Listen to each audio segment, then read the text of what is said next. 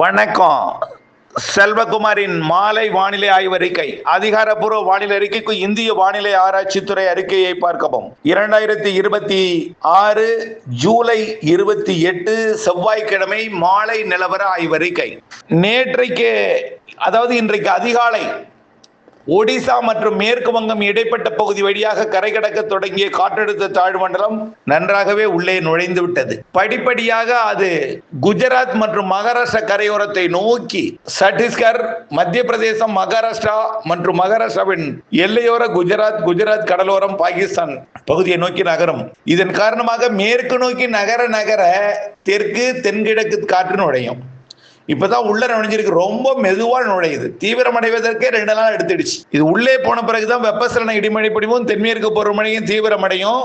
கண்டிப்பாக இன்னும் ஓரிரு நாளிலே நாளைய மறுநாள் இன்னும் கொஞ்சம் வெப்பசலன இடிமழை பொழிவு கூடும். இப்ப கூட சேலம் மாவட்டத்துக்கும் தருமபுரி மாவட்டத்துக்கும் இடையில, தொப்பூர் கணவாய்க்கும் சேலத்துக்கும் இடையில மழை. அது அப்படியே ஏற்காடு நோக்கி பயணித்துட்டு இருக்கு. ஆங்காங்கே இன்றைக்கு மாலையில மழை காணப்பட்டது. இப்போது இருக்கு. நள்ளிரவு வரைக்கும் ஆங்காங்கே இருக்கும். ஆனால் இன்றைய விட நாளை கொஞ்சம் கூடுதல் பரப்பில் இருக்கும். 29 விட 30, 31 நல்லாவே இருக்கும். இது எல்லாம் விடுங்க. 1ஆம் தேதி மிகச்சிறப்பாக மாறும். 1ஆம் தேதியை விட 2ஆம் தேதி தென்மேற்கு பருவமழை வலுப்பெறும். 31 வலுப்பெறும். 2, 3, 4, 5, 6 10ஆம் தேதி வரைக்கும் வலுவான தென்மேற்கு பருவமழை. இதுல 2, 3, 4, 5, 6 இந்த தேதிகள்ல பலத்த மழை கேரளா, கர்நாடகாவில் இருக்கும். மேற்கு தொடர்ச்சி மலைகள் இருக்கும். தமிழ்நாட்டிலும் அப்படியே வெப்பசலன இடிமழை இருக்கும். மெல்ல நகரும் காற்று, கிழக்கு திசை காற்று சந்திப்பு கடலோர மாவட்டங்கள்ல ஏற்படும். நம்பர் 1 இடத்தை மழைப்பிடிப்பு பிடிப்பது மலையோரமும் கேரளாவும். அதுக்கு அதே அளவு மழைப்பிடிப்பு கேரளாவுக்கு சமமா இருக்காது. கேரளா, கர்நாடகா அதிகமா இருக்கும். மேற்கு தொடர்ச்சி மலை, நீலகிரி, வால்பாறை அதுக்கு அடுத்தடுத்து பிடிக்கும். அதுக்கு அடுத்த இடத்தை பார்த்தீங்கன்னா சென்னை, திருவள்ளூர், செங்கல்பட்டு, காஞ்சிபுரம், திருப்பத்தூர், வேலூர், ராணிப்பேட்டை, திருவண்ணாமலை, கள்ளக்குறிச்சி, விழுப்புரம், கடலூர், புதுச்சேரி மற்றும் அரியலூர், பெரம்பலூர், மயிலாடுதுறை, நாகப்பட்டினம், காரைக்கால், தஞ்சாவூர், திருவாரூர், நாகப்பட்டினம், அப்படியே புதுக்கோட்டை, சிவகங்கை, ராமநாதபுரம், திருச்சி இது வரைக்கும் நல்ல மழைப்பொழிவு இருக்கு. ஆகஸ்ட் 1க்கு மேல் முழு நம்பிக்கை வைக்கலாம். ஒன்னே உங்களுக்கு எல்லாம் 1ஆம் தேதியே உங்களுக்கு கொட்டிடாது. 2 விட 3 கூடும். 3 விட 4, 4, 5 அப்படியே 10ஆம் தேதி வரை மழை இருக்கும். இடையில ஒரு 4-5 நாள் இடைவெளி கொடுக்கணும். அந்த இடைவெளி இல்லைங்க. காரணம் என்னன்னா தென்சீன கடல் நிகழ்வு வியட்நாம், கம்போடியா, லாவோஸ் நோக்கி வருது. அந்த நாள்ல பாத்தீங்கன்னா வர இருக்கு. அப்போ அந்த வருதல் காரணமா தொடர்ந்து தென்மேற்கு பருவக்காற்று வங்கக்கடலை அந்தமான் நோக்கி பயணித்து வியட்நாம், கம்போடியா நோக்கி பயணிக்க இருக்கிற காரணத்தினால தொடர்ந்து இங்க நிலநடுக்கோட்டுக்கு தெற்கு பகுதியில் ஒரு நிகழ்வு வந்து கட்டுப்பாட்டு அமைப்பாக இருந்து கேரளா வழியாக காற்றை வழி நடத்த இருக்கிறது. இதனால அந்த இடைவெளியும் இல்லை. வலுவான தென்மேற்கு பருவமழை, அணைகளை நிரப்பும் மழை. ஆனா கபினி அணை வந்து 10ஆம் தேதிக்குள்ள நிரம்ப வாய்ப்பு இருக்கு. ஆகஸ்ட் 10க்குள்ள. படிப்படியா ஆகஸ்ட் 18க்கு மேல ஸ்ட்ராங் ஆகுது. நல்ல ஸ்ட்ராங் மழை. ஆகஸ்ட் 20, 25 இதெல்லாம் நல்ல ஸ்ட்ராங் ஆயிடும். ஆகஸ்ட் இறுதி வலுவான மழை, அணைகளை நிரப்பு மழை. அதாவது நம்ம சுருக்கமா சொல்ல போனா எல்னினோங்கிற பேச்சு வறட்சின்னு சொல்லிட்டு இருந்தாங்க. அது வறட்சி அல்ல. கேரளா, கர்நாடகாவிற்கு வெள்ள பாதிப்பை ஏற்படுத்த போகுது. அப்போ எப்படி இருக்கும் அணைகள் நீர்பிடிப்பு பகுதிகளுக்கு? கண்டிப்பா இருக்கும். செப்டம்பர், அக்டோபர் கேரளா, கர்நாடகாவிற்கு பாதிக்கும் மழை கண்டிப்பா. அப்போ அணைகளை நிரப்பும் மழை. இதுல கபினி நிரம்பிட்டாலே காவிரிக்கு, மேட்டூருக்கு தண்ணி வர தொடங்கும். ஆனா கபினி நிரம்பி பெரிய அளவுல வெள்ளப்பெருக்கு உடனே ஏற்பட்டுறாது. கேரளாவில் அப்படியே சீரா தண்ணி வரும். ஒரு 5000, 10,000 வரும். இப்ப கூட கர்நாடகா அணைக்கு உத்தரவு போட்டிருக்காங்க. ரொம்ப குறைவான தண்ணி, ஒரு 5000 கனடி ஏதோ திறக்க சொல்லியிருக்காங்க. 5000, 4000, 3500க்குள்ள இந்த தண்ணீர் திறக்க ஒரு முடிவு செய்யறதுக்குள்ள கபினி நிரம்புவதற்கு 10ஆம் தேதி வாய்ப்பு இருக்கு.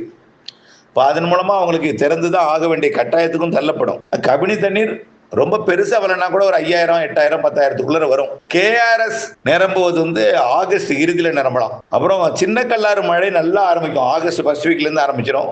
அதனால பரம்பிக்குளத்துக்கு கொஞ்சம் நீர் வரத்து கொடுக்கும். அதுவும் ஆகஸ்ட் இறுதியில பரம்பிக்குளம் நல்ல ஒரு நீர்மட்டத்தை எட்டும். அமராவதியும் ஆகஸ்ட் 15க்கு மேல வலுவான மழை பொழிவு கிடைக்கும். அமராவதிக்கு இப்பயே மழை இருக்கும். ஆகஸ்ட் 1ல இருந்து 10ஆம் தேதி வரைக்குமே இருக்கும்.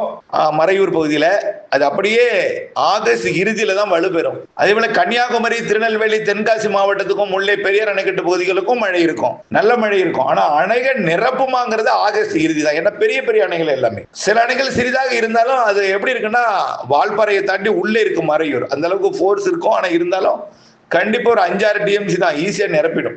ஆகஸ்ட் இறுதியில.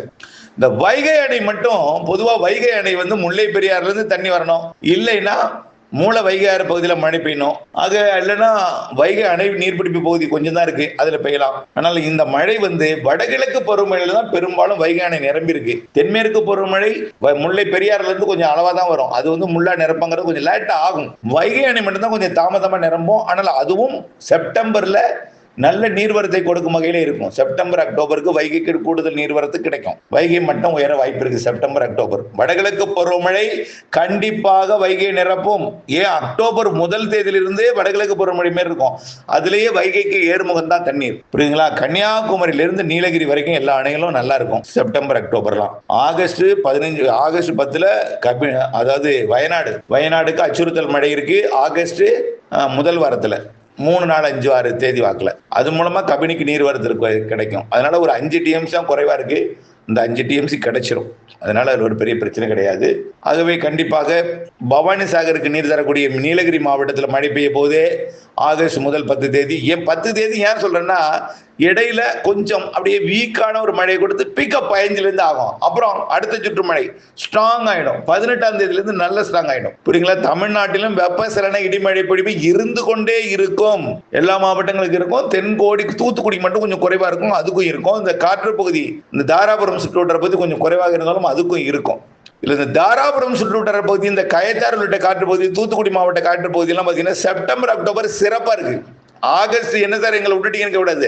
தாராபுரம் காற்று பகுதி நெகமம் வரைக்கும் வலுவான தென்மேற்கு பருவமழை சாரல் வரும். அப்புறம் வெப்பசலன இடிமழை பொழிவு மணப்பாறையை தாண்டி கொடுக்கும். மணப்பாறைக்கும் இந்த நெகமத்துக்கும் இடையில அப்பப்போ மழை இருந்தாலும் வலுவான மழை அப்பப்போ மழை இருக்கும், இல்லைன்னு சொல்லாது. வலுவான மழை ஆகஸ்ட் இறுதி செப்டம்பர் அக்டோபர் முன் 15 தேதி இறுதி கட்ட தென்மேற்கு பருவமழை இருக்கும். நல்ல வலுவாகவே இருக்கும். இடையிலையும் நல்ல மழை இருக்கு, இல்லைன்னு சொல்லல. உங்களுக்கு நல்ல திருப்தியான மழை இருக்கு. ஆகவே அதே போல அந்த நேரத்தில் கயத்தாறு பகுதிக்கும் அதே போலதான். கண்டிப்பா இந்த எல்னினோங்கிறத மனதில் போட்டு குழப்பிக்க வேண்டாம். எல்னினோவை தூக்கி எறிஞ்சிருங்க. எல்னினோ இருக்கும், எல்னினோவால் வறட்சி அப்படிங்கிற பேச்சுக்கு இல்லை. எல்னினோ இருந்தாலும் இந்திய பெருங்கடல் வெப்பம் மழைக்கு சாதகமா இருக்கு. அது ஏற்கனவே நம்ம சொல்லிட்டோம். நிலநடுக்கோடு இந்திய பெருங்கடலோட நடுக்கோட்டு பகுதி, தெற்கு இந்திய பெருங்கடல் எல்லாமே வெப்பம் அதிகமா இருக்கிறதுனால நல்ல மழை இருக்கு. வடகிழக்கு பருவமழை கண்டிப்பா அதிகம். அதுவே இந்த மழை இந்த வெயில்ங்கிறது 2 நாளைக்கு தாங்க, 2-3 நாளைக்கு தான். அதுக்கப்புறம் போயிடும். அதுக்கப்புறம் 1ஆம் தேதியிலிருந்து வெயிலுக்கு பின் மழை பொழிவு, வலுவான மழை பொழிவு, வெயிலே குறைவா தான் இருக்கும். தென்மேற்கு பருவக்காற்று சாரல் வரும். தென்மேற்கு பருவமழை குளிர்ந்த காற்றை கொடுக்கும். இதெல்லாம் நல்ல ஒரு வானிலை மாற்றத்தை ஏற்படுத்த போகிறது. ஆகஸ்ட் 18க்கு மேல மிகச்சிறப்பு. ஆகஸ்ட் இறுதி இன்னும் சிறப்பு. செப்டம்பர் மொத்தம் சிறப்பு. அக்டோபர் முன் 15 தென்மேற்கு தான் வடகிழக்கு மாரியே பொழியும். அக்டோபர் 18க்கு மேல் வடகிழக்கு பருவமழை, அது மிக வலு என்பதையும் தெரியப்படுத்த விரும்பும். இணைந்தே இருங்கள் அப்டேட்ஸுடன். நன்றி.